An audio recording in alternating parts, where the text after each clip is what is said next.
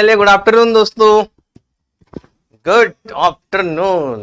Comment बहुत खतरनाक चल रहे भाई, तो कमेंट लेना तो मुश्किल है, पॉसिबल नहीं है ना। तो सबको प्रणाम, सबको नमस्कार, सभी लालो लालियों को। आज हिस्ट्री की क्लास रहेगी और बहुत सारे बच्चे, हो सकता पुराने भी हो, कुछ नए बच्चे भी हो, कुछ बच्चों ने वैसे पढ़ भी रखा होगा, कुछ ने नहीं भी पढ़ा होगा। ठीक है, चलो, प्रणाम प्रणाम प्रणाम प्रणाम, गुड मॉर्निंग, गुड आफ्टरनून। चलें, तो इतिहास की क्लास रहेगी और जिसी बात यह है कि भाई लिखा पढ़ी का प्रोग्राम तो इस लेक्चर में रहेगा नहीं। कहानी है, आपको कहानी सुनना, मुझे मेरे को सुन लो। तो पहली बात यह है, रूल्स एंड रेगुलेशन समझ लो, खेला के कुछ नियम समझ लो आप। ठीक है, तो नियम ऐसे बेटा, लिखने का कोई प्रोग्राम नहीं रहेगा मेरे लेक्चर में खास करके। ठीक है, हिस्ट्री में किसी प्रकार की कोई लिखा पढ़ी से कोई लेना देना है नहीं, पहली बात ये। दूसरी बात ये है कि आपको पीडीएफ प्रोवाइड करवा दी जाएगी या करवा दी गई होगी, नोट्स आपके पास होंगे ही सही। ठीक है, नहीं होंगे तो आपको प्रोवाइड करवा दी जाएंगे। ठीक, इसके अलावा आपको कहानियां सुननी है। ठीक है, इसके अलावा एक और बात समझे आप कि इतिहास के क्वेश्चन एक या दो क्वेश्चन आएंगे मुश्किल से, एक या दो। तो आप किसी भी प्रकार से ज्यादा परेशान ना हो कि ये नहीं हो रहा है, वो नहीं हो रहा है। ठीक है, आप एक दिन या 2 दिन या 3 दिन 4 दिन में समझ नहीं पाएंगे चीजों प्रॉपर, तो कम से कम 1 हफ्ते तक आप थोड़ा सा आराम से पढ़ने का प्रयास करें। ठीक है, वो मेरी गारंटी याद करवाने की। ठीक है, बट ये है कि आप कमेंट करने के बजाय पढ़ाई पे फोकस करोगे, जो मैं चीजें बता उस पर ध्यान दोगे तो कोई दिक्कत आपको नहीं आएगी। ठीक है, और अगर सुख दुख की बातों में आपस में लगे रहे, तू क्या कर रही, तू क्या कर रहा है, ठीक है, तो इन चीजों में कुछ नहीं होना है, कुछ नहीं रखा, सब मोह माया है। ये आपको पता है, जगत क्या है, मिथ्या है, ब्रह्म सत्य है, किसने कहा है, शंकराचार्य। ठीक है, तो ये फालतू के आप झमेले में ना पड़े, है ना, सब मोह माया है, 4 दिन की चांदनी वही अंधेरी रात है। तो ज्ञान तो आप सबके पास है, कोई दिक्कत वाली बात ही नहीं होगी मेरे ख्याल से। तो आप कहानी पर फोकस करें ज्यादा से ज्यादा इतिहास में। ठीक है, लिखने का इसमें कोई प्रोग्राम नहीं। पहली बात देखो, आपको mainly maths, reasoning, Hindi, English, इन पर फोकस करना मेन आपको सिलेक्शन चाहिए। तो मेन सब्जेक्ट में आपको बता देता हूं, हिंदी हो गया, इंग्लिश हो गया है, हिंदी इंग्लिश रीजनिंग, है ना, Hindi maths reasoning Hindi English, ये 3-4 सब्जेक्ट ऐसे जो आपको सिलेक्शन करवाएंगे। तो इन पर आपको ज्यादा फोकस्ड रहना है बजाय इधर फोकस करने के। ठीक है, थोड़ा बहुत आप लिखना चाहो तो लिख सकते, कोई दिक्कत नहीं, परंतु मैं ऐसा नहीं लिखाऊंगा यह राम ने ये करा, श्याम ने वो करा, अकबर ने ये करा, हुमायूं ने वो करा। ये प्रॉपर एक एक में आपको ऐसा नहीं लिखवाऊंगा जैसे बच्चों को लिखवाता ना स्कूल में, उस टाइप से प्रोग्राम अपना नहीं रहेगा, है ना, ये बात मैं आपको बता दूं।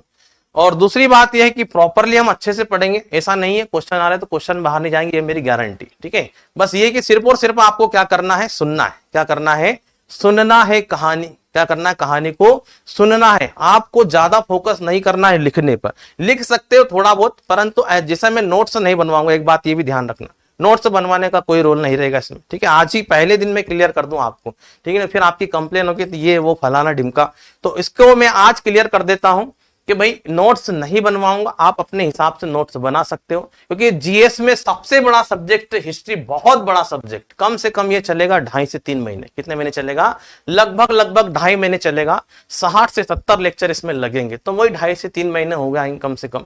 तो इसको प्रॉपरली आप कहानी के रूप में सुने, परेशान ना करें और ना ही परेशान आप हो। ठीक है, तो कहानी आप चुपचाप शांति से सुनते रहना। ठीक है, और चले करें स्टार्ट। तो आप में से मैक्सिमम बच्चों ने पहले इतिहास पढ़ रखा होगा, इतिहास पहले पढ़ रखा होगा, तो अब इसको पढ़ेंगे तो हम कल से ही, आज तो क्या ही पढ़ेंगे। मैं आपको सिलेबस थोड़ा बता देता हूँ, प्रॉपरली क्या बता देता हूँ, थोड़ा सा सिलेबस बता देता हूँ, क्या पढ़ेंगे क्या नहीं पढ़ेंगे। अभी जो एमपीपीएससी का पेपर था उसमें हिस्ट्री के 11 क्वेश्चन आए थे। कितने, 11 क्वेश्चन आए थे, उसमें से 8 क्वेश्चन एज इट इज जो हमने पढ़ाए वही बैठे थे एज इट इज। ठीक है, 8 क्वेश्चन। वो बेच कौन सी है, जो भी बेच है आपकी वनडे की क्लास है, क्या है, वनडे की बेस है आपकी। ठीक है, ये पीएससी की तो है नहीं, तो वनडे की बेस में ही क्या करा, 11 में से 8 क्वेश्चन एज इट इज, मतलब बड़ी बात। ठीक है, अभी पीएससी तो पढ़ाई नहीं आपने। ठीक है, तो वनडे की क्लास है आपकी, वनडे का मतलब आप समझते हो। ठीक है, तो अब मैं आपको थोड़ा सा सिलेबस बता देता हूं, क्या करता हूं, सिलेबस बता देता हूं। नोट्स में कतई नहीं बनवाऊंगा, आप ये निश्चिंत रहिएगा, ठीक है। अगर आपकी कंप्लेन है कि हमको लिखवाओ ये कराओ, तो बच्चों जैसा काम बिल्कुल नहीं होगा, क्योंकि आप बड़े हो गए। हाँ, ये गारंटी में यहां से जो डिलीवर्ड करूंगा वो आपको प्रॉपरली चीजें समझ में आएगी। क्या आएगी? प्रॉपरली समझ में आएगी। कहानी है, आपको ध्यान से कहानी सुनना है। क्या है हिस्ट्री में? सिर्फ और सिर्फ कहानियां, इसके अलावा कुछ भी नहीं है, ठीक है। बिल्कुल आप शांति से सुनिएगा। तो हिस्ट्री क्या होता क्या नहीं, ये तो सब मैं आपको कल बताऊंगा। पहले इसका सिलेबस देखो। क्या देखो? सिलेबस देखो। तो हिस्ट्री को हमने 3 भागों में डिवाइड किया, ठीक है। एक बात और भी सुन लेना, इसमें हिंदी और इंग्लिश बोथ आर सेम है, ठीक है। एकमात्र सब्जेक्ट इसमें हिंदी भी वही रहेगा, इंग्लिश भी वही रहेगा, क्योंकि इसमें नाम है, किले के नाम है, राजाओं के नाम है, तो दोनों सेम ही होता। अब अकबर को हिंदी में भी अकबर बोलेंगे, इंग्लिश में भी इसको अकबर बोलेंगे। कुछ टर्म्स आएगी तो मैं आपको बता दूंगा, बाकी हिंदी इंग्लिश में दोनों में कोई डिफरेंस नहीं है, ठीक है। तो इतिहास को हमने 3 पार्ट में डिवाइड किया। कितने पार्ट में डिवाइड किया है? 3 भागों में डिवाइड किया है।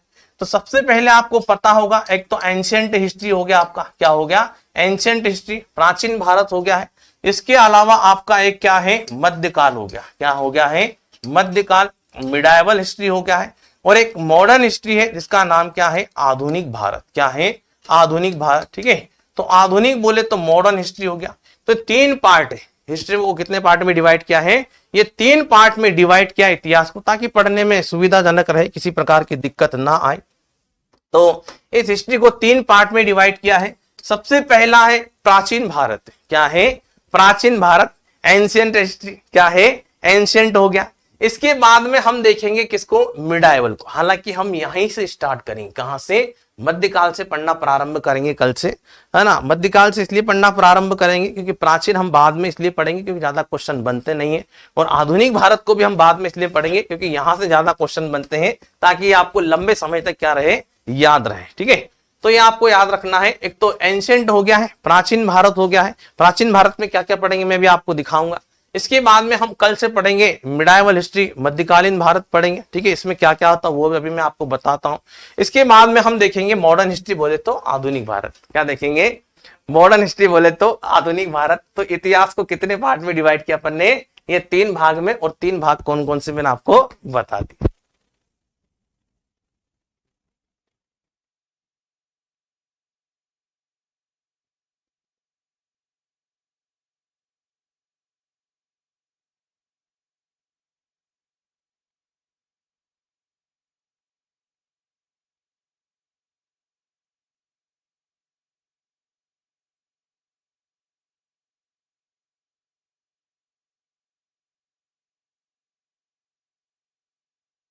चलिए, तो अब देखते हैं इसका थोड़ा सा सिलेबस देख लेते अपन। क्या देखते हैं? सिलेबस देखते हैं, है ना। अब सिलेबस देखते हैं, सिलेबस में क्या क्या पढ़ेंगे। तो सोर्सेस ऑफ हिस्ट्री, इतिहास को जानने के स्रोत। कोई मतलब नहीं जानने के स्रोत पढ़ने से अपने, ठीक है। ये एमपीपीएससी में देखेंगे, यहाँ कोई आईएमपी नहीं, अपन फिर भी इसको थोड़ा बहुत देख लेंगे, कोई दिक्कत वाली बात नहीं, ठीक है। इसके अलावा प्री हिस्टोरिक पीरियड, इसमें क्या होता है क्या नहीं होता, इसको भी अपन समझेंगे आगे, ठीक है। ताम्र पाषाण काल देखेंगे। क्या देखेंगे? ताम्र पाषाण, ये चालकोलिथिक एज के बारे में डिस्कस करेंगे। IVC, Indus Valley Civilization, Sindhu घाटी की सभ्यता, यहां से हम पढ़ना प्रारंभ करें। कहां से? सिंधु घाटी की सभ्यता। तो सिंधु घाटी की सभ्यता में क्या क्या मिला क्या नहीं मिला, जैसे कि सिंधु घाटी की सभ्यता में हम हड़प्पा नामक स्थान के बारे में डिस्कस करते हैं। किसके बारे में? हड़प्पा। तो जो सिंधु घाटी की सभ्यता, इसमें हड़प्पा नामक स्थान देखेंगे। इसके बाद में मोहनजोदाड़ो देखेंगे, ठीक है। मोहनजोदाड़ो नामक स्थान और हड़प्पा नामक स्थान वर्तमान परिप्रेक्ष्य में आप देखोगे तो कहां देखने को मिलेंगे? पाकिस्तान में। कहां देखने को मिलेंगे? पाकिस्तान में। तो पाकिस्तान में हड़प्पा हो गया है, मोहनजोदाड़ो हो गया। मोहनजोदाड़ो वही स्थान जहां कांसे की नृत्य करती हुई नारी की मूर्ति मिलती, ठीक है, डांसिंग गर्ल, ठीक है। तो कांसे की नृत्य करती हुई नारी की मूर्ति आपको कहां देखने को मिलेगी? मोहनजोदाड़ो में। और क्या क्या चीजें मिली हैं ये हम जब डिटेल में डिस्कस करेंगे वहां इनको अच्छे से पढ़ेंगे, ठीक है। तो हड़प्पा हो गया, मोहनजोदाड़ो हो गया। इसके अलावा आपका लोथल, जैसे कि लोथल कहां पर है? गुजरात में। सिंधु घाटी सभ्यता का एकमात्र बंदरगाह या पोर्ट नगर है, कहां पर है ये लोथल में। कहां पर है? लोथल, गुजरात में आप देखेंगे। इसके अलावा धोलावीरा देखेंगे आप, धोलावीरा भी गुजरात में। इसके अलावा मनुष्य के साथ में कुत्ते को दफनाया गया, ये भी हम देखेंगे कहां पर, पंजाब, रोपड़ में सतलज नदी के किनारे। सिंधु घाटी की सभ्यता में क्या क्या चीजें मिली है, जैसे लिप्स पोतने का कलर, लिपस्टिक के साथ कहां से मिली ये देखेंगे हम। इसके अलावा जुल्फे संवारने के लिए कंघी मिली है, सौंदर्य प्रसाधन मतलब ब्यूटी चीजें कहां कहां से मिली उसको हम डिस्कस करेंगे, है ना। तो ये हो गया आपका IVC Indus Valley Civilization, Sindhu घाटी की सभ्यता। इसके क्या क्या नाम है उसको हम डिस्कस करेंगे, जैसे इसका हड़प्पा नाम है, इसका नगरी सभ्यता भी नाम है, इसको कांस्य युगीन सभ्यता भी नाम। क्यों नाम दिए गए इसको हम पढ़ेंगे तब आपको बताएंगे। अभी सिर्फ मैं आपको बता रहा हूं क्या क्या पढ़ रहे हैं, अभी समझ में आ रहा है तो अच्छी बात, नहीं आ रहा तो बहुत ज्यादा अच्छी बात है, क्योंकि अभी हमने पढ़ना प्रारंभ नहीं किया। मैं आपको सिर्फ टॉपिक के नेम बता रहा हूं क्या क्या पढ़ेंगे अपन, ठीक है। इसके बाद में हम देखेंगे क्या, वैदिक सभ्यता के बारे में। किसके बारे में देखेंगे, वैदिक सभ्यता के बारे में। आपको पता है कि टोटल वेदों की संख्या कितनी है, तो टोटल वेद 4 है। टोटल वेद कितने हैं, 4 है, तो आपको पता है, जैसे कि ऋग्वेद हो गया, यजुर्वेद हो गया है, सामवेद हो गया, अथर्ववेद। तो इस प्रकार टोटल वेदों की संख्या कितनी है, तो टोटल वेद है 4। टोटल वेद कितने हैं, 4 है, ऋग्वेद, यजुर्वेद, सामवेद और अथर्ववेद, इस प्रकार 4 वेद हैं। और वैदिक सभ्यता को कितने भागों में डिवाइड किया है। वैदिक सभ्यता के निर्माता कौन थे, तो वैदिक सभ्यता के निर्माता आर्यंस थे। कौन थे, आर्यंस। तो इस वैदिक सभ्यता के निर्माता कौन थे, आर्य लोग। तो आर्य कौन थे, कहां से आए, इन्होंने क्या क्या किया, इसके बारे में हम डिस्कस करेंगे। कहां पर, इस वैदिक कल्चर में, वैदिक सभ्यता के बारे में। जो वैदिक सभ्यता है, इस वैदिक सभ्यता को 2 भागों में डिवाइड किया। कितने पार्ट में डिवाइड किया इसको 2 पार्ट में डिवाइड किया है। एक तो आपका हो गया है पूर्व वैदिक सभ्यता, क्या हो गया है, पूर्व वैदिक सभ्यता, अर्ली वैदिक टाइम पीरियड। और दूसरा क्या होगा, उत्तर वैदिक काल, बोले तो लेटर वैदिक टाइम पीरियड। उसमें हम देखेंगे जैसे उत्तर वैदिक काल में लोहे का आविष्कार होता है, पूर्व वैदिक काल में क्या होता है, इसके बारे में हम डिस्कस करेंगे। तो जो वैदिक सभ्यता, इसको 2 पार्ट में डिवाइड किया है। वैदिक सभ्यता के निर्माता आर्यंस थे। ये आर्य लोग कहां से आए, इन्होंने क्या क्या किया, ये सब चीजें हम यहाँ डिस्कस करेंगे। 4 वेद के बारे में डिस्कस करेंगे। 108 पुराण, सॉरी 108 क्या है, उपनिषद है। 108 क्या है, उपनिषद, इनके बारे में डिस्कस करेंगे। पुराण कितने हैं, तो पुराणों की संख्या 18 है। इन 18 पुराणों के बारे में। संस्कार कितने हैं, तो संस्कार 16 है, इनको डिस्कस हम करेंगे, ठीक है। तो 16 संस्कार, 18 पुराण, 108 उपनिषद हो गए, 4 वेद हो गए। इसके अलावा आश्रम कितने हैं, तो आश्रम 4 आश्रम है, ठीक है। तो 4 आश्रम में पहला आश्रम ब्रह्मचर्य आश्रम है, फिर गृहस्थ आश्रम है, फिर वानप्रस्थ आश्रम, फिर सन्यासी आश्रम। ये 4 आश्रम के बारे में डिस्कस करेंगे। कब आपको शादी करना, कब नहीं करना, कब क्या करना है, सब आपको इतिहास में जानकारी मिलेगी, ठीक है। इसके पश्चात क्या होता है, सिंधु घाटी की सभ्यता पहले डिस्कस करेंगे, देन वैदिक सभ्यता के बारे में डिस्कस करेंगे। इसके बाद में बेटा क्या आ जाएंगे हम, महाजनपद काल में आ जाएंगे। कहां आ जाएंगे, महाजनपद काल। तो महाजनपद टोटल कितने हैं, तो टोटल महाजनपदों की संख्या 16। कितने महाजनपद हैं, 16। ये महाजनपद क्या होता है सर, जरा बताना। तो महाजनपद पढ़ेंगे तभी आपको बताएंगे। तो भारत को पहले 16 राज्य में डिवाइड किया था। कितने में, 16 ऐसे पार्ट में डिवाइड किया था। 16 महाजनपद, 16 महाजनपद की जानकारी कहां कहां मिलती, जैसे कि 16 महाजनपद में से 2 महाजनपद आपके मध्य प्रदेश में देखने को मिलेंगे। 2 महाजनपद कहां देखने को मिलेंगे, तो 2 महाजनपद आपके मध्य प्रदेश में देखने को मिलेंगे। जैसे एक तो आपका हो गया है अवंती महाजनपद। कौन सा महाजनपद हो गया है, एक अवंती महाजनपद हो गया है। इसके अलावा एक चेदी महाजनपद। तो ये हम सारी की सारी चीजें अभी सिर्फ आपको सिलेबस और टॉपिक बता रहे, जब टॉपिक वाइज पढ़ेंगे डिटेल में तब समझ में आए, ठीक है। तो पैसेंस बनाए रखिएगा, ठीक है। आप युवा हो, क्या हो, युवा। मैं समझ रहा हूं आपके कमेंट्स को देख के, है ना। तो आप क्या करें बेटा, 16 महाजनपद में से 2 महाजनपद मध्य प्रदेश में हम डिस्कस करेंगे। कौन कौन से महाजनपद, या आपने एमपी में पढ़ा होगा, मध्य प्रदेश में भी पढ़ा होगा, अवंती महाजनपद और चेदी महाजनपद के बारे में। चेदी अपना खजुराहो बुंदेलखंड वाला जो क्षेत्र हो गया। इसके अलावा अवंती बाबा महाकाल की नगरी उज्जैन, ठीक है। तो इनके बारे में डिस्कस करेंगे। टोटल महाजनपद की जानकारी, 16 महाजनपद की जानकारी कहां मिलती है, सबसे बड़ा महाजनपद कौन सा था, सबसे पावरफुल महाजनपद कौन सा था, सबसे दक्षिणी महाजनपद कौन सा था, इनके बारे में डिस्कस हम करेंगे एक एक करके, ठीक है। इसके अलावा फॉरेन इन्वेजन, विदेशी आक्रमण, जैसे कि भारत में आक्रमण करता है कौन, Sikandar, Alexander the great, Sikandar महान, ठीक है। तो सिकंदर का भारत में क्या होता है, सिकंदर का आक्रमण देखेंगे, किसका डिस्कस करेंगे, सिकंदर का आक्रमण, ठीक है। तो जो 16 महाजन सॉरी अपना जो फॉरेन इन्वेडर्स विदेशी आक्रमण में हम सिकंदर के आक्रमण के बारे में देखेंगे। सिकंदर यूनान का शासक, ठीक है, क्या है, यूनानी शासक जिसने लगभग आधी दुनिया पर कब्जा कर लिया था, किसने, सिकंदर ने, ठीक है। तो अलेक्जेंडर द ग्रेट, सिकंदर महान, अलेक्जेंडर द ग्रेट सिकंदर महान दुनिया पर राज करने वाला शासक एज ऑफ 33 में इस दुनिया को अलविदा कहकर चला गया था। कौन, सिकंदर। खाली हाथ आया और खाली हाथ ही चले गया, कौन, सिकंदर। तो पूरी दुनिया तो नहीं कहेंगे, लगभग आधी दुनिया पर राज करने के बावजूद भी खाली हाथ आया और खाली हाथ चले गया। तो सब मोह माया है, क्या है, सब मिथ्या है। ये जिन चीजों में आप पढ़े हो सब मोह माया है, ठीक है। चलो भाई, ऐसा नहीं कि इसके मतलब तैयारी छोड़ दें, आप तैयारी करना, अपने को सिलेक्शन लेना, ठीक है। चलो, तो इस सिकंदर के बारे में डिस्कस करेंगे। सिकंदर के आक्रमण के समय में भारत में कौन सा वंश था, जैसे कि सिकंदर के आक्रमण के समय में भारत में नंद वंश था। नंद वंश के शासक घनानंद के बारे में डिस्कस करेंगे। घनानंद को किस प्रकार चंद्रगुप्त मौर्य ने पराजित किया था चाणक्य की सहायता से, ये भी डिस्कस करेंगे, एक एक करके आप निश्चिंत रहिएगा। जैन धर्म के बारे में डिस्कस करेंगे। कौन से धर्म के बारे में, जैन धर्म। तो जैन धर्म में टोटल गुरुओं की संख्या कितनी है, तो जैन धर्म में टोटल 24 गुरु आप देखेंगे। 24 तीर्थंकर के बारे में देखेंगे, एक एक करके देखेंगे। जैसे कि जैन धर्म में पहले गुरु कौन थे, ऋषभदेव, ठीक है।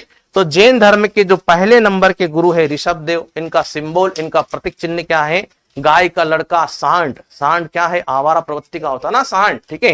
तो ये आपको याद रखना है, गाय का लड़का सांड सिंबल था इनका, ठीक है। मैं मजाक कर रहा हूं, ऐसे आप सीरियस और भावुक ना हो जाए तो कोर्ट वोट में जाके रीट लगा दो कि सर ने ऐसा बोल दिया किसी धर्म के बारे में, ठीक है। ये क्लास है अपनी, क्या है, मजाक मस्ती में अपन पढ़ेंगे, ठीक है। स्टूडेंट का कोई जात धर्म तो होता नहीं, आपको पता है, ठीक है। हम क्या है, सिर्फ और सिर्फ स्टूडेंट है, ठीक है। चलो, तो जैन धर्म के बारे में डिस्कस करेंगे। जैन धर्म में टोटल गुरु की संख्या कितनी है, तो टोटल 24 गुरु है। 24 गुरु है टोटल। जैन धर्म में कितने हैं, 24 है। और जैन धर्म के जो फाउंडर है, संस्थापक है, इनका नाम क्या है, तो जैन धर्म के फाउंडर या संस्थापक ऋषभदेव, क्या है, ऋषभदेव, जिनका अन्य नाम क्या है, जिनको आदिनाथ भी कहा जाता है। इनका सिंबल क्या है, तो इनका सिंबल या प्रतीक चिन्ह क्या है, तो इनका सिंबल या प्रतीक चिन्ह सांड है। इसके अलावा दूसरे नंबर के गुरु है अजितनाथ, जिनका प्रतीक चिन्ह गज है। उनके बारे में डिस्कस करेंगे। जैन धर्म के फाउंडर ऋषभदेव। और रियल फाउंडर, अगर वास्तविक संस्थापक पूछे, रियल फाउंडर वास्तविक संस्थापक, तो महावीर स्वामी। महावीर स्वामी के बारे में डिस्कस करेंगे। महावीर स्वामी के बचपन का नाम क्या था, वर्धमान, ठीक है। तो ये सब एक एक करके हम डिस्कस करेंगे। जैन धर्म में त्रिरत्न बताए गए, क्या है, जैन धर्म में त्रिरत्न बताए गए, ठीक है। जियो और जीने दो का सिद्धांत भी हम देखेंगे, जैन धर्म महावीर स्वामी ने कहा था। इसके अलावा इसके बाद हम डिस्कस करेंगे बौद्ध धर्म के बारे में। बौद्ध धर्म के संस्थापक कौन थे, गौतम बुद्ध थे। कौन थे बेटा, गौतम बुद्ध, ठीक है। तो बौद्ध धर्म के जो फाउंडर थे, जिनका नाम क्या था, गौतम बुद्ध। क्या नाम था, गौतम बुद्ध। तो बौद्ध धर्म के जो संस्थापक है, जिनका नाम क्या है, तो गौतम बुद्ध, जिनके बचपन का नाम था सिद्धार्थ। जिनके बचपन का नाम क्या था, तो जिनके चाइल्डहुड, जिनके बचपन का नाम था सिद्धार्थ। तो गौतम बुद्ध के बारे में डिस्कस करेंगे। गौतम बुद्ध ने कहा, बौद्ध धर्म में कहा गया कि संसार में सब चीजें क्या है, क्षणभंगुर। सब चीजें क्या है, क्षणभंगुर, क्षणिकवाद। जो आज है वो कल नहीं होगा, जो कल है वो परसों नहीं होगा, ठीक है। तो किसी का भी हमेशा अस्तित्व नहीं रह सकता है, ये बात लिखी गई कहां पर, बौद्ध धर्म में, ठीक है। तो सुख क्या है, क्षणभंगुर है। दुख भी क्या है, क्षणभंगुर है। तो सुख है तो दुख भी होगा, दुख है तो सुख भी होगा। तो ये सारी चीजें हम डिस्कस करेंगे कहां पर, बौद्ध धर्म में। कहां पर बेटा, बौद्ध धर्म। गौतम बुद्ध के बारे में डिटेल में हम डिस्कस करेंगे, ठीक। इसके अलावा फिर हम आगे चलकर मौर्य डायनेस्टी के बारे में पढ़ेंगे। किसके बारे में पढ़ेंगे, मौर्य साम्राज्य के बारे में। तो मौर्य साम्राज्य के फाउंडर कौन थे, चंद्रगुप्त मौर्य। कौन थे, चंद्रगुप्त मौर्य। तो मौर्य डायनेस्टी के बारे में डिस्कस करेंगे। जो चंद्रगुप्त मौर्य जी के बारे में पढ़ेंगे, हम किसके बारे में पढ़ेंगे, चंद्रगुप्त मौर्य, ठीक है। तो चंद्रगुप्त मौर्य के बारे में डिस्कस करेंगे। चंद्रगुप्त मौर्य ने किस प्रकार नंद वंश के अंतिम शासक घनानंद को पराजित किया और कौटिल्य, चाणक्य, विष्णुगुप्त, ठीक है, उनके संयोग से मौर्य साम्राज्य की स्थापना करेंगे। कौन, चंद्रगुप्त मौर्य। ये हम डिस्कस करेंगे। चंद्रगुप्त मौर्य के बाद में आगे चलकर इन्हीं के पुत्र आते, जिनका नाम क्या है, बिंदुसार। क्या उन्हें, बिंदुसार। एक बिंदुसार भी, एक बिंबिसार। बिंबिसार भी हम डिस्कस करेंगे। हर्यक वंश, मगध साम्राज्य पढ़ेंगे तब, ठीक है। तो चंद्रगुप्त मौर्य के लड़के, जिनका नाम क्या है, बिंदुसार। क्या नाम बेटा, तो चंद्रगुप्त मौर्य के जो लड़का है, उनका नाम क्या है, बिंदुसार। और बिंदुसार के बाद में कौन आएगा, अशोक। तो अशोक किस प्रकार अपने 99 भाइयों की हत्या करेगा, कौन, अशोक, वो भी हम डिस्कस करेंगे। तो अपने 99 ब्रदर्स, 99 भाइयों की हत्या करेगा कौन? अशोक। और आगे चलकर अशोक शासक बनेगा। और अशोक ने कलिंग पर आक्रमण किया था 261 बीसी में, और आगे चलकर वो बौद्ध धर्म अपनाता। इस युद्ध के पश्चात बौद्ध धर्म का प्रचार प्रसार करने के लिए उसने किसको कहां भेजा था, ये सारी की सारी चीजें हम पढ़ेंगे मौर्य साम्राज्य के बारे में जब डिस्कस करेंगे तब। इसके बाद में बेटा हम आगे डिस्कस करेंगे गुप्त काल के बारे में पढ़ेंगे। किसके बारे में पढ़ेंगे? गुप्त डायनेस्टी। ठीक है, तो गुप्ता डायनेस्टी के बारे में डिस्कस करेंगे। और गुप्त वंश का जैसे कि संस्थापक कौन है, तो गुप्ता डायनेस्टी का फाउंडर जिसका नाम क्या है? श्रीगुप्त। क्या नाम है? श्रीगुप्त। परंतु उसी गुप्ता डायनेस्टी का रियल फाउंडर, वास्तविक संस्थापक, तो वास्तविक संस्थापक कौन था? चंद्रगुप्त। वो था चंद्रगुप्त प्रथम था। कौन था? चंद्रगुप्त प्रथम था। इसके बाद में चंद्रगुप्त द्वितीय आता है। उसके समय में उसके दरबार में 9 रत्न थे, 9 रत्नों में कालिदास भी थे। ये सारी की सारी चीजें हम एक एक करके पढ़ेंगे। तो आप सिर्फ अभी सुन लो कि क्या क्या हम पढ़ेंगे, वो मैं आपको बता रहा हूं। ठीक है, अभी पढ़ना हमने प्रारंभ नहीं किया, पढ़ेंगे तो हम कल से। ठीक है, तो गुप्तों के समय में क्या क्या हुआ, इनकी मुद्रा क्या हुआ करती थी, इनकी राजकीय भाषा क्या थी। गुप्तों के समय में जैसे मंदिर निर्माण कला का विकास हुआ, कौन कौन से मंदिर बने, ये चीजें हम डिस्कस करेंगे। कहां पर? गुप्त काल में। राजपूत वंश के बारे में डिस्कस करेंगे। कौन से वंश के बारे में?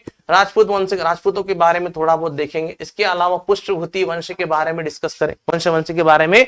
पुष्यभूति वंश के बारे में डिस्कस करेंगे। हर्षवर्धन और ये कनिष्क और इनके बारे में। ठीक है, तो कुषाण वंश का राजा कौन था? तो कुषाण वंश का जो शासक था कनिष्क। ठीक है, जिसको भारत का द्वितीय अशोक भी कहा जाता है। तो भारत का द्वितीय अशोक किसे कहा जाता है?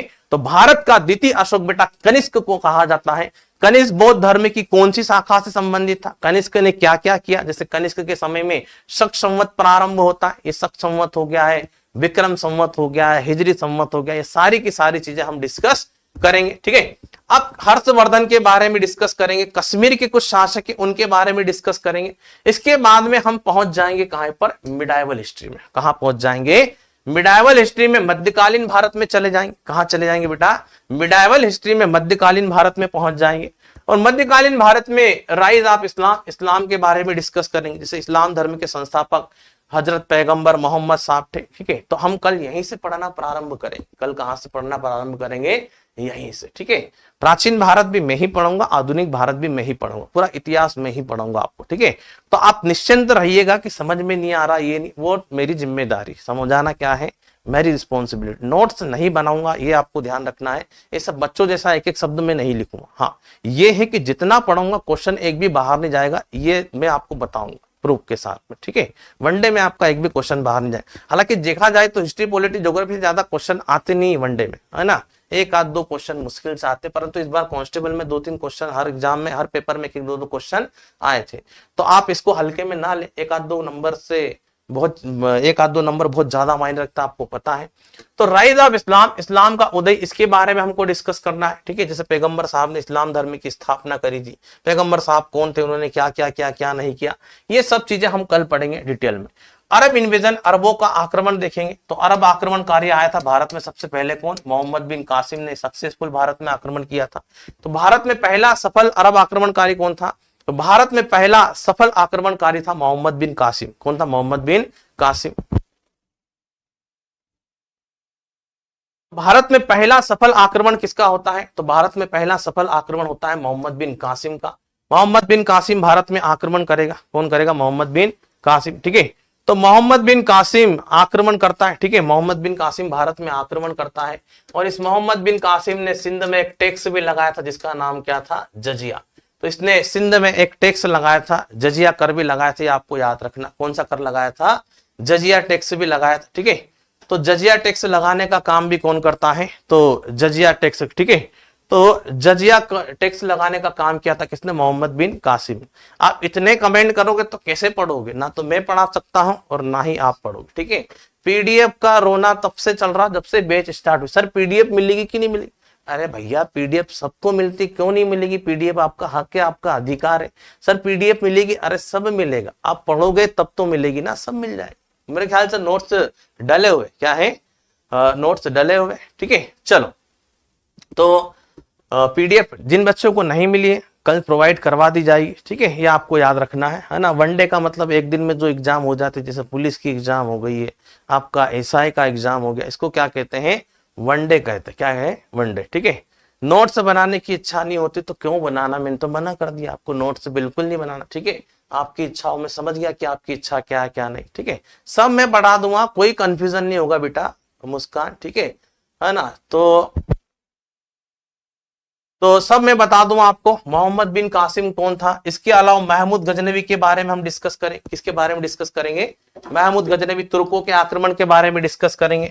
महमूद गजनवी भारत में आएगा, इसने 17 टाइम आक्रमण किया। कितनी बार आक्रमण, इस बार क्वेश्चन आया था महमूद गजनवी से, है ना, एमपीपीएससी में। ये महमूद गजनवी से हारने वाला शासक कौन नहीं था, विद्याधर। इसमें से कुछ पुराने बच्चे उनको पता हो क्योंकि उनको ऑलरेडी मैंने पढ़ाया है, ठीक है। इसके अलावा मोहम्मद गोरी और पृथ्वीराज चौहान की कहानी हम देखेंगे। 4 बांस 24 गज अंगुल अष्ट प्रमाण, ताव ऊपर मतलब सिंहासन के ऊपर सुल्तान तो मच चुके चौहान।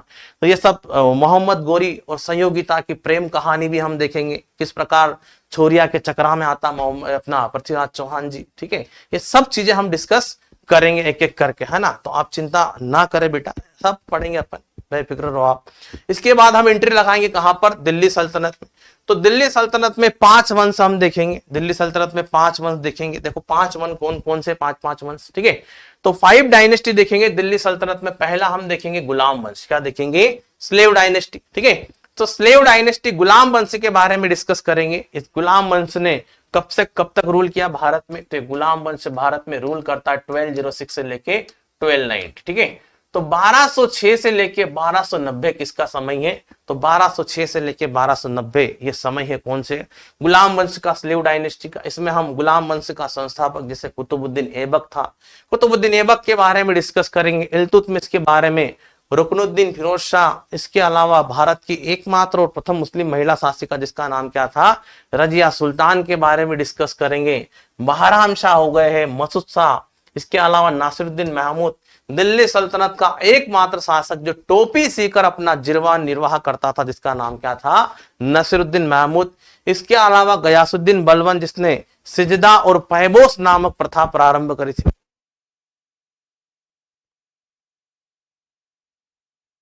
और पैबोस नामक प्रारंभ प्रथा करता है कौन, बलबन के बारे में हम डिस्कस करेंगे। बलबन ने क्या क्या किया, कौन किसका गुलाम था। गुलाम वंश का अंतिम शासक कौन था, तो गुलाम वंश का अंतिम शासक था शमसुद्दीन क्यूमर्स। कौन था, शमसुद्दीन क्यूमर्स। तो उसके बारे में भी हम एक एक करके मैं आपको सारी चीजें डिटेल में पढ़ाऊंगा, आप निश्चिंत रहिएगा, ठीक है। 1 वीक तक पढ़ो अच्छे से, आपको बिल्कुल मजा आएगा, ये मेरी गारंटी, ठीक है। इतिहास पढ़ाने का बहुत लंबा अनुभव है अपना, है ना। तो खिलजी वंश के बारे में डिस्कस करेंगे। आपने यूट्यूब पे पढ़ा भी होगा, मेरे से एमपीपीएससी की क्लासेस में भी पढ़ा होगा। यूट्यूब पर एक लेक्चर्स अवेलेबल है, ठीक है। एमपीपीएससी के चैनल पर जाओगे तो वहां पर हिस्ट्री के बहुत सारे लेक्चर लिए मैंने, वहां पढ़ाए हुए, ठीक है। तो 1290 से लेके 1320, ठीक है। स्टैटिक जीके की क्लास भी चलती है शाम में, तो वो क्लास भी आप देखा करो, चाहे रिकॉर्डेड देखा करो, बहुत इंपॉर्टेंट क्लास है। वहां से डेफिनेटली क्वेश्चन आते ही है, चाहे आप देखना कोई सी भी एग्जाम हो गया। तो शाम को 6 बजे स्टैटिक जीके की क्लास चलती है यूट्यूब पे, ठीक है। तो उसको भी आप जरूर लीजिएगा यार, लाइव ना ला पाओ तो आप रिकॉर्डेड उसको देखना, परंतु जरूर देखना, बहुत अच्छी क्लास है ना। जनरली इसको पढ़ाया जाता नहीं, परंतु वहां से क्वेश्चन आते हैं, उसको मैं पढ़ाता हूं शाम में। तो खिलजी वंश के बारे में डिस्कस करेंगे। 1290 से लेके 1320 जलालुद्दीन खिलजी खिलजी वंश का संस्थापक था। फिर अलाउद्दीन खिलजी के बारे में डिस्कस करेंगे। अलाउद्दीन खिलजी ने किस प्रकार चित्तौड़गढ़ में आक्रमण किया था, रानी पद्मावती को प्राप्त करने के लिए आक्रमण करता है। इसके अलावा सिहाबुद्दीन मुबारक शाह, खुसरो शाह खिलजी वंश का अंतिम शासक। तो खिलजी वंश के बारे में डिस्कस करेंगे। जो मलिक काफूर, खिलजी वंश अलाउद्दीन खिलजी के समय में हम मलिक काफूर को देखेंगे। उसको 1000 दिनार में खरीदा था, 1000 दिनार भी इसको कहा जाता मलिक काफूर को। तो 1000 दिनार क्या होता है, दिनार करेंसी होती है, सब हम वहां बताएंगे आपको जब पढ़ेंगे तब। इसके बाद में तुगलक डायनेस्टी देखेंगे। क्या देखेंगे, तुगलक डायनेस्टी, तुगलक वंश। ये हम दिल्ली सल्तनत में चल रहे हैं, अभी कहां चल रहे हैं, दिल्ली सल्तनत। तो दिल्ली सल्तनत में टोटल 5 वंश है। पहला गुलाम वंश हो गया, फिर खिलजी वंश हो गया है, फिर तुगलक वंश। तुगलक वंश का जो संस्थापक कौन था, गयासुद्दीन तुगलक। देखो दिल्ली सल्तनत में जो 5 वंश है, उसमें सबसे कम समय तक शासन करने वाले वंश कौन से थे, तो सबसे कम समय तक रूल करने वाली डायनेस्टी कौन सी थी, तो सबसे कम समय तक शासन करने वाला वंश जिसका नाम क्या था, खिलजी वंश। क्या नाम था, खिलजी वंश सबसे कम समय तक रूल करेगा। इसके अलावा सबसे लंबे समय तक रूल करने वाला वंश कौन सा था, तो सबसे लंबे समय तक रूल करने वाला वंश जिसका नाम क्या था, तुगलक वंश। क्या था? तुगलक वंश।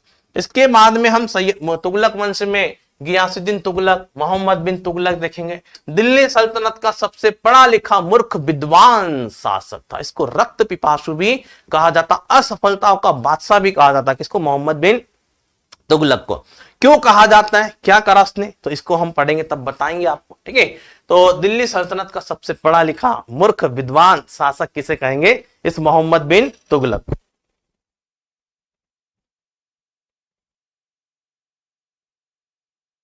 चलो, इसके अलावा क्या है? फिरोज शाह तुगलक, जिसको दिल्ली सल्तनत का क्या कहा जाता है? अकबर।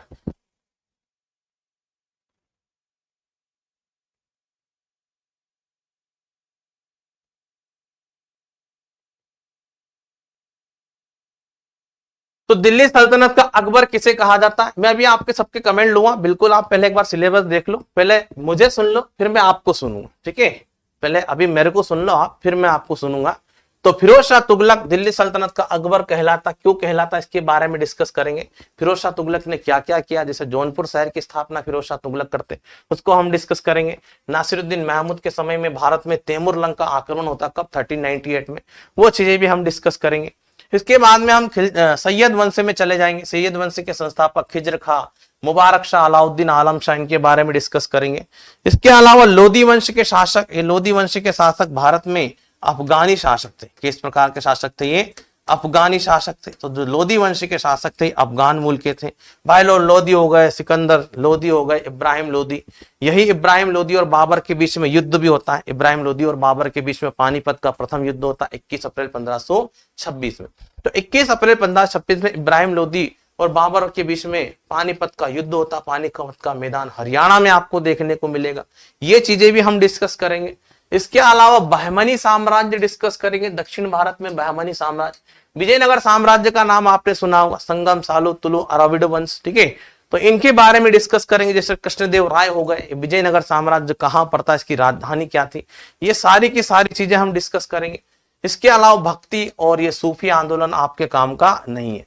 फिर हम मुगल में चले जाएंगे। कहां चले जाएंगे? मुगल। तो मुगल साम्राज्य का संस्थापक कौन था? तो मुगल साम्राज्य का संस्थापक था बाबर। कौन था? बाबर हो गया।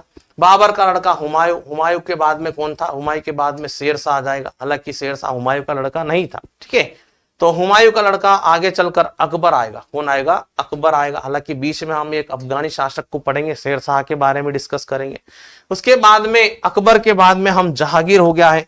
जहांगीर के बाद में शाहजहां, और शाहजहां की पत्नी का नाम, ये जहांगीर की पत्नी का नाम भी आपने सुना होगा। जहांगीर कौन है? जहांगीर वही है सलीम है, ठीक है। और सलीम की कौन सी कली थी? अनारकली, जो किसको चली? डिस्को चली। अब किस प्रकार डिस्को जाएगी उसको हम देखेंगे। इसके अलावा शाहजहां की प्रिय पत्नी कौन थी? मुमताज, जिसको अर्जुमंद बानो बेगम कहा जाता। क्या कहा जाता है? अर्जुमंद बानो बेगम, मुमताज, ठीक है। बेइंतहा मोहब्बत करता था शाहजहां, उससे इतना प्यार करता था कि वो 14 बच्चे को जन्म देती है। इससे अनुमान लगा सकते हो कि कितना प्यार करता होगा, ठीक है। और फिर आगे चलकर मुमताज की याद में उसने ताजमहल का निर्माण कराया था। ताजमहल काय से निर्मित है? संगमरमर से। संग और मरमर, ठीक है। तो संगमरमर से क्या बना है? ताजमहल। आप देखेंगे कहां पर? तो ये बेटा आप देखते हैं कहां पर? तो ये देखेंगे आप आगरा में। फिर औरंगजेब के बारे में डिस्कस करेंगे, है ना। बहुत ही खतरनाक शासक था। क्या क्या किया इसने, क्या नहीं किया, उसको हम डिस्कस करेंगे। इसके बाद में आगे चलकर फिर आधुनिक भारत में चलेंगे। कहां चलेंगे? आधुनिक भारत में। तो आधुनिक भारत में हम देखेंगे एडवेंट ऑफ यूरोपियंस। क्या देखेंगे? Advent of Europeans. यूरोपीय कंपनी के आगमन के बारे में डिस्कस करेंगे। तो एडवेंट ऑफ यूरोपियंस, यूरोपीय कंपनी के आगमन के बारे में, इसमें पुर्तगाली आए। सबसे पहले भारत में कौन आए थे? पुर्तगाली। तो पुर्तगालियों के बारे में डिस्कस करेंगे। फिर डच, जैसे हॉलैंड या नीदरलैंड के निवासी। तो हॉलैंड या नीदरलैंड के निवासी कौन थे? डचों के बारे में डिस्कस करेंगे। फिर अंग्रेज आएंगे। कौन आएंगे? अंग्रेज आएंगे, इनके बारे में डिस्कस। फिर डेनमार्क, डेनिश के बारे में डिस्कस करेंगे। इसके बाद में फ्रांसीसी, फ्रेंच लोग के बारे में डिस्कस करेंगे। कर्नाटक युद्ध, जैसे कि भारत में सबसे पहले पुर्तगाली लोग आए थे। कौन आए थे? डम डम डिगा डिगा मौसम भीगा भीगा। वास्को डिगामा आया था 17 मई 1498 में। अपना केरल के कालीकट बंदरगाह पर पहुंचता है, भारत से मिर्च मसाले ले जाएगा, उसको यूरोप में बेचेगा। तो ये हमें आपको पढ़ाऊंगा, तभी आपको पूरा की पूरा आपको डिटेल में बताऊंगा, ठीक है। इसके अलावा ये छोटे मोटे राज्य, मराठा देखेंगे, सिख साम्राज्य, ठीक है। तो मराठा में हम देखेंगे जैसे कि शिवाजी के बारे में देखेंगे, सिखों के बारे में, सिख धर्म में टोटल गुरु कितने हैं, तो सिख धर्म में टोटल गुरुओं की संख्या 10 है, तो 10 गुरुओं के बारे में डिस्कस करेंगे बेटा। ठीक, इसके बाद में हम डिस्कस करेंगे 1857 का रिवोल्ट, ठीक है, 1857 की गदर, गदर सन्नी देओल वाली गदर नहीं, ठीक है, गदर एक प्रेम कहानी नहीं समझना। तो 1857 की क्रांति के बारे में डिस्कस करेंगे, क्रांति में क्या क्या हुआ। इस बार 1857 की क्रांति से क्वेश्चन आया था एमपीपीएससी में कि लॉर्ड डलहौजी की राज्य हड़प नीति के अंतर्गत सबसे पहले कौन से राज्य को हड़पा था, ठीक है, तो सतारा को। ये भी हम छोटी मोटी चीजें तो हम वैसे ही पढ़ चुके होते हैं, कोई दिक्कत नहीं होती इनमें, ठीक है। इसके अलावा सामाजिक धार्मिक सुधार आंदोलन में राजा राम मोहन राय जी के बारे में डिस्कस करेंगे, ब्रह्म समाज, ठीक है, तो ब्रह्म समाज हो गया, राजा राम मोहन राय जी हो गए हैं। इसके अलावा स्वामी विवेकानंद जी, स्वामी दयानंद सरस्वती जी, एनी बेसेंट के बारे में डिस्कस करेंगे, अपने बाबा साहेब अंबेडकर जी के बारे में डिस्कस करेंगे।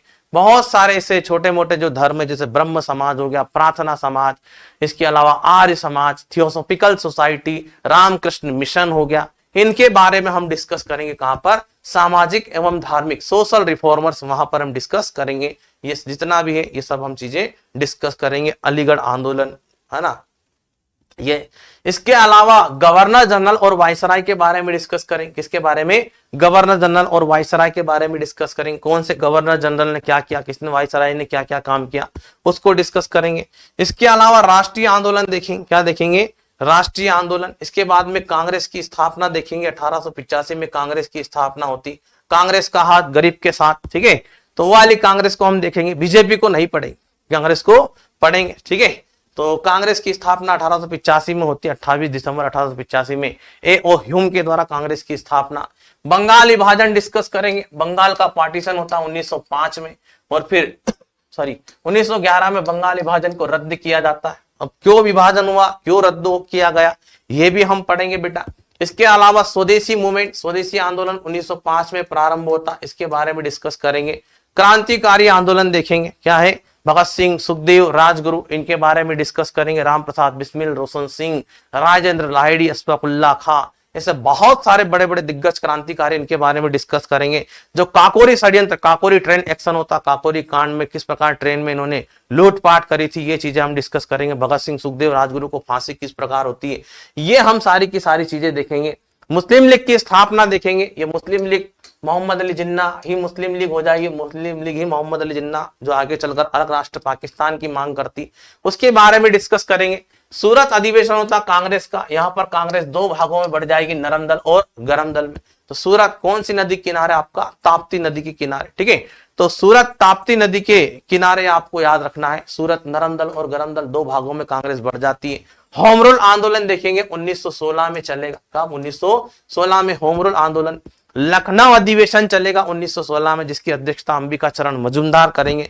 यहाँ पर नरम दल और गरम दल किस प्रकार मिलेंगे, ये भी हम डिस्कस करेंगे। फिर हमारे सल्लू बाबा गांधी जी के बारे में डिस्कस करेंगे। मजाक कर रहा हूँ, सल्लू बाबा मतलब समझ रहे हो, गांधी जी बड़े खतरनाक आदमी थे, ठीक है। तो गांधी जी के बारे में देखेंगे। जैसे आप में से मैक्सिमम बच्चों को गांधी जी का जन्म पता नहीं होगा, ठीक है, कुछ बोलेंगे कि यार 2 अक्टूबर 1969 में था ना, बहुत सारे बच्चों को याद नहीं होगा, आई नो वेरी वेल। तो गांधी जी के बारे में डिस्कस करेंगे। तो गांधी जी का जन्म 2 अक्टूबर 1869 में गुजरात के पोरबंदर में होता है। गांधी जी की शादी कौन सी उम्र में होगी, किससे होगी, गांधी जी ने कौन कौन से पत्र का प्रकाशन किया था, गांधी जी की मम्मी का नाम क्या था, पिताजी का नाम था, गांधी जी के कितने पुत्र थे, किसने क्या किया क्या नहीं किया, गांधी जी ने किस प्रकार भारत को आजादी दिलाई, ये सब चीजें हम डिस्कस करेंगे। जलियांवाला हत्याकांड हो गया, जैसे 13 अप्रैल 1919 में जलियांवाला मैसेकर होता, जलियांवाला बाग हत्याकांड, उसको हम डिस्कस करेंगे। इसके पहले हम होम रूल आंदोलन, उसके पहले हम चंपारण और अहमदाबाद मिल आंदोलन भी डिस्कस करेंगे बेटा, एक एक करके। खिलाफत मूवमेंट, इसके अलावा नॉन कोऑपरेशन मूवमेंट, असहयोग आंदोलन को डिस्कस करेंगे, जो 1920 में होता है। नॉन कोऑपरेशन, असहयोग मतलब सहयोग हम नहीं करेंगे, किसको, अंग्रेजों को। तो अंग्रेजों को हम किस प्रकार सहयोग नहीं करेंगे, ये चीजें डिस्कस करेंगे। स्वराज पार्टी बनेगी 1923 में, इसके बारे में डिस्कस करेंगे, स्वराज पार्टी, ठीक है। क्रांतिकारी आंदोलन का द्वितीय चरण हम डिस्कस करेंगे। इसके अलावा साइमन कमीशन, जैसे साइमन कमीशन में 7 सदस्य थे, 1928 में साइमन कमीशन भारत में आएगा। इसके अलावा नेहरू रिपोर्ट आती 1928 में, इसको हम डिस्कस करेंगे। लाहौर अधिवेशन होता कांग्रेस का 1929 में, यहीं पर पूर्ण स्वराज की मांग की जाती, जिसकी अध्यक्षता जवाहरलाल नेहरू करेंगे। ये चीजें हम डिस्कस करेंगे। सिविल डिसोबीडियंट मूवमेंट सविनय अवज्ञा आंदोलन 1930 में साबरमती आश्रम से प्रारंभ होता है। इस बार एमपीपीएससी का क्वेश्चन है, ठीक है, इसके बारे में हम डिस्कस करेंगे। साबरमती आश्रम से प्रारंभ होता है। गुजरात में नौसारी जिला पड़ता, डांडी नामक स्थान पर एक मुट्ठी पर नमक उठाएंगे गांधी जी और नमक कानून को क्या करेंगे, भंग। गोलमेज सम्मेलन, टोटल 3 गोलमेज सम्मेलन होते हैं, इसके बारे में डिस्कस करेंगे। पूना पैक्ट होगा गांधी जी और अंबेडकर के बीच में, इसके बारे में पढ़ेंगे। 1935 का अधिनियम आपने पॉलिटी में पढ़ा होगा, फिर भी इसको हम दिखाएंगे आपको थोड़ा बहुत, है ना।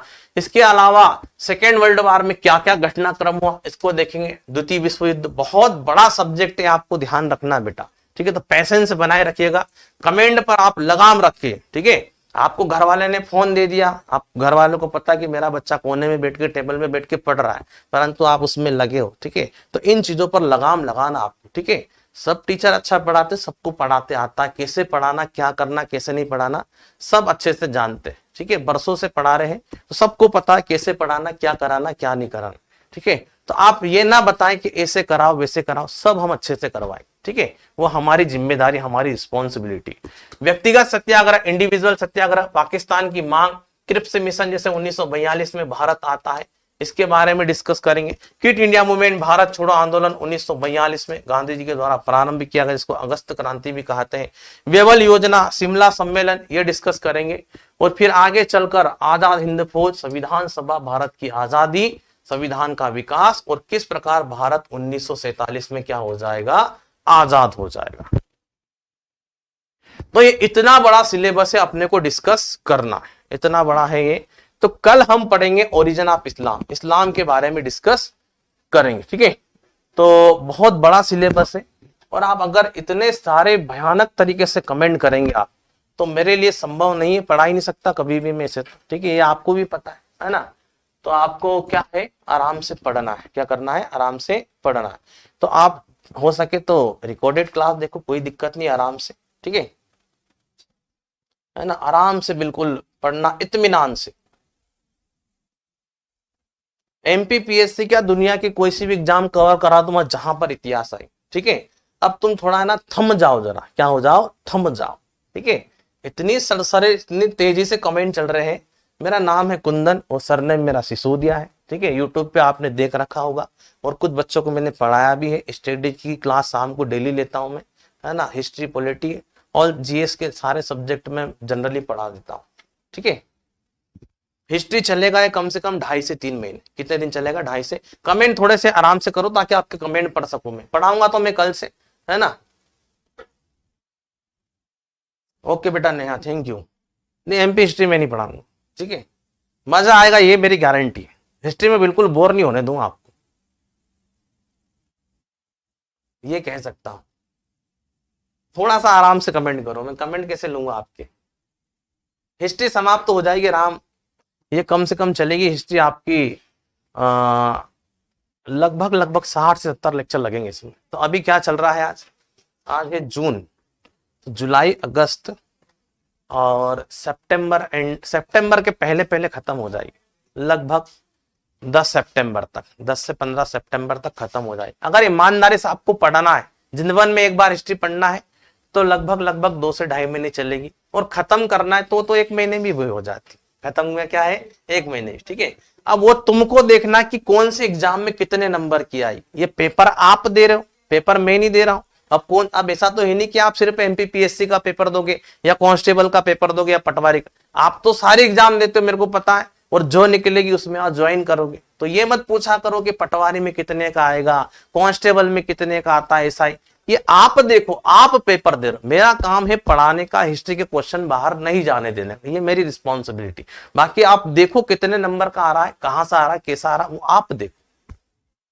नोट्स में नहीं बनवाऊंगा, पहला पॉइंट आपको मैंने आते से ही क्लियर कर दिया है। नोट्स आप अपने हिसाब से बनाना है। नोट्स आपको क्या करना है, अपने हिसाब से नोट्स बनाते रहना है, ठीक है। नोट्स में नहीं बनवाऊंगा, ऐसे बच्चों जैसे लाइनें नहीं लिखूंगा, ठीक है, कि जैसे मान लो एक एक शब्द लिख दिया पूरा बोर्ड पे, ऐसा मैं कतई नहीं करूंगा, है ना। खास करके मेरे सब्जेक्ट में, इसलिए क्योंकि कहानी, इसमें क्या है, कहानी, तो कहानी आपको सिर्फ और सिर्फ सुनना है, ठीक है। आपके पास मैक्सिमम बच्चों के पास नोट्स भी होंगे, क्या होंगे, नोट्स भी होंगे, ठीक है।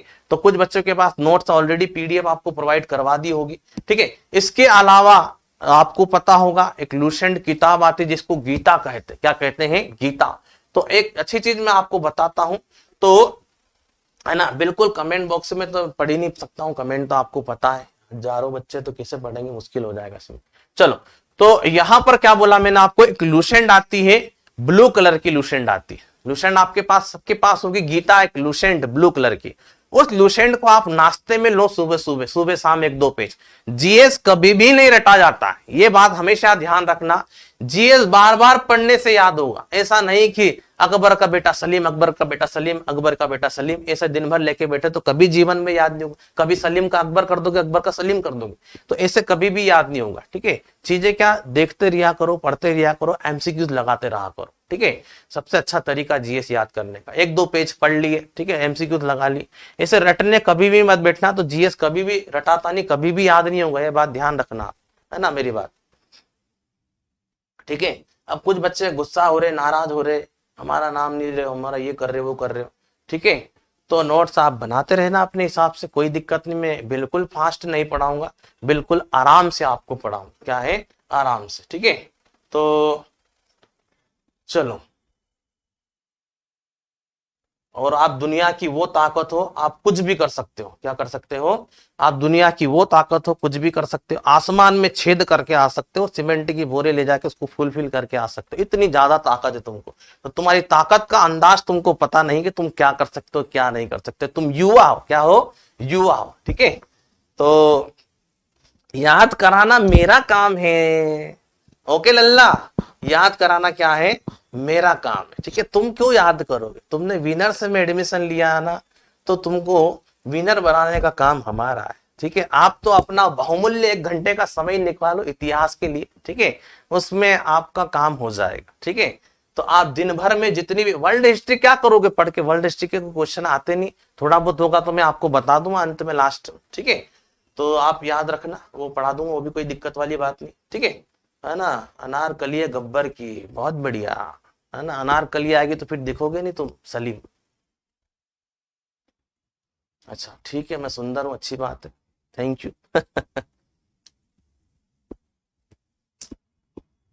तो जो भी है, आप अपने आप पे कंट्रोल रखिएगा कल से। ठीक है, और सब मोह माया, मिथ्या ना है ना। यहाँ जो महिला है वो पुरुष भी हो सकती है, और जो पुरुष है वो महिलाएं भी हो सकती है। तो ऑनलाइन में ये भी चीजें आप ध्यान रखना। ठीक है, ये आप बचे इन चीजों से, धोखाधड़ी से भी बचना है आपको। तो यहाँ महिला है वो पुरुष भी हो सकती है, और जो पुरुष है वो क्या हो सकती है,